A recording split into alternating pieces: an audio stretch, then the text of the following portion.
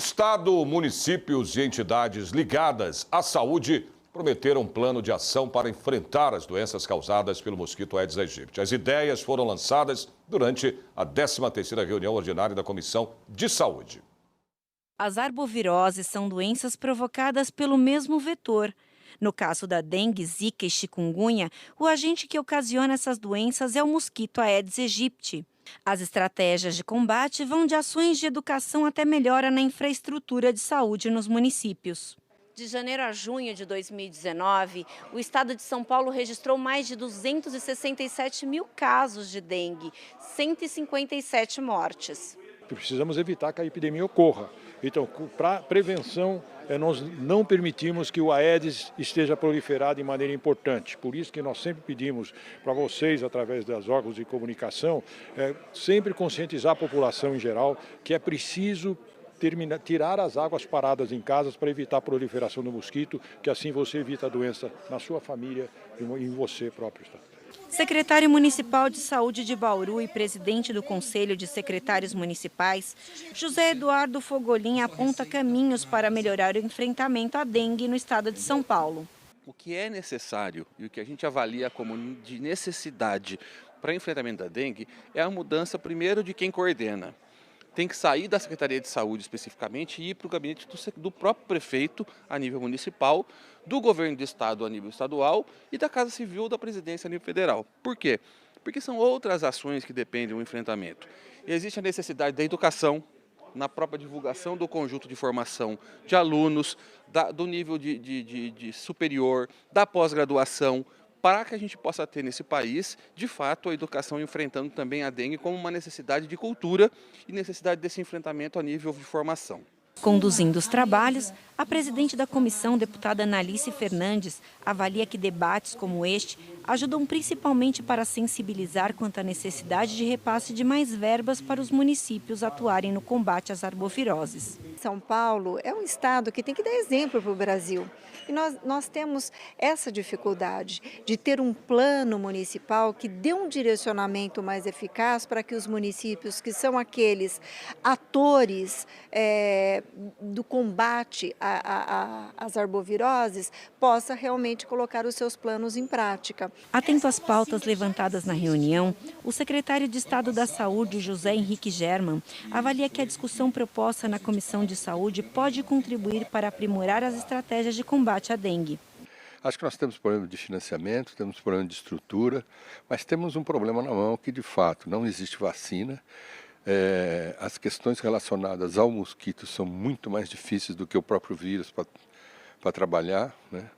Mas eu acho que a gente conseguiu, de certa forma, não estabelecer um plano, mas estabelecer uma vontade comum e um esforço comum entre todos que estavam presentes, junto aqui com os seus deputados. O evento aqui na Assembleia Paulista discutiu a necessidade de mais políticas públicas para a pessoa com deficiência.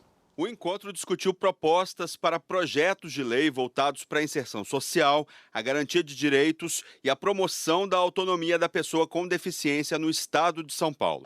O que nós precisamos agora é que, de fato, o Poder Executivo cumpra a sua parte e aplique efetivamente o que está descrito na forma da lei. Um dos papéis fundamentais do parlamentar é fiscalizar o cumprimento da legislação. Então nós temos leis estaduais que há anos estão aí no papel, mas nós percebemos que os municípios não cumprem. Então eu percebo que a Assembleia pode, além de conscientizar, que é fundamental, mas também fiscalizar o cumprimento dessa legislação. Que nós precisamos ter visibilidade, buscar políticas públicas, não somente para as pessoas com deficiência no geral, que temos que ter essa preocupação, mas também colocar o nanismo nessa prioridade, porque não existe adaptações, não existe políticas públicas para as pessoas com nanismo no país. Mais de 1 bilhão de pessoas convivem com alguma forma de deficiência. Desse total, 200 milhões de pessoas experimentam dificuldades funcionais, como locomoção. Nos próximos anos, a deficiência será uma preocupação ainda maior por conta do envelhecimento das populações. E já tem algumas ações aí, o Estatuto do Idoso é muito forte e tal, Mas e a pessoa com deficiência idosa? Porque as ações públicas que tem para o idoso, elas não estão considerando o idoso numa cadeira de roda que já não consegue mais preparar as refeições, que já não consegue mais entrar no carro, que não tem autonomia e ao mesmo tempo ela tem essa deficiência física, ela sempre foi autônoma e isso não está sendo previsto. E a gente veio aqui justamente para dizer, o que vocês vão fazer com essa população toda? De acordo com o IBGE, o país tem mais de 40 milhões de pessoas com algum tipo de deficiência. 3,5 milhões no estado de São Paulo e mais de 1 milhão de pessoas na capital paulista. Em todo o mundo, 150 milhões de crianças e jovens com menos de 18 anos têm alguma deficiência, segundo o Unicef. Ter alguma deficiência aumenta o custo de vida em cerca de 1/3 da renda, em média. Completar a escola primária também é um desafio maior para as crianças com deficiência. Enquanto 60% delas completam essa etapa dos estudos nos países desenvolvidos, apenas 45% dos meninos e 32% das meninas completam o ensino primário nos países em desenvolvimento.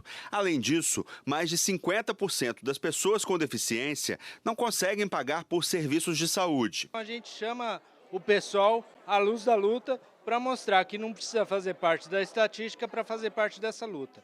Muitas das barreiras não são uma rampa ou algo que a gente pode fazer só para o cadeirante ou a pessoa com muleta passar, mas passa muito pela barreira atitudinal. A barreira que depende das pessoas estenderem o braço e dos deputados, das casas legislativas, abrirem o olho com prática. A proposta do encontro na Assembleia é do deputado Adalberto Freitas. O objetivo é exatamente esse. Nós recebemos as pessoas, portadores de deficientes, parentes, amigos, pessoas que tenham, né?